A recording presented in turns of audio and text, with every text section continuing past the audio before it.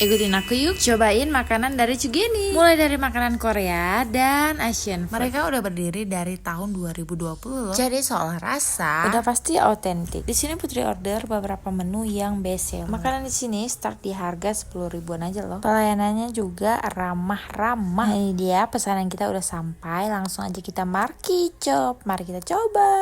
Yang pertama, ini aku cobain minumannya. Namanya Mango Float. Ini udah pasti best seller di sini karena dari zaman dulu Putri makan di sini juga. Ini nih minumannya. Yang kedua ada Choco Float. Pecinta coklat wajib kalian coba guys karena ini enak kali. Nah, yang ketiga ini kesukaan aku yaitu strawberry float. Apa ya? Pokoknya kalau habis minum strawberry float itu bawanya tuh seger, happy, senang gitu. Oke, next kita lanjut ke menu utama. Ini ada mie nyeme komplit. Penampakannya aja bikin ngiler say. Enak guys, isinya tuh komplit ya. Ada persiput-siputan, ada jamurnya juga, ada sayur. Pokoknya lengkap plus rasa tuh nggak usah diragukan lagi. Enak kali. Ini aku penasaran banget karena menu baru dan aku belum pernah coba.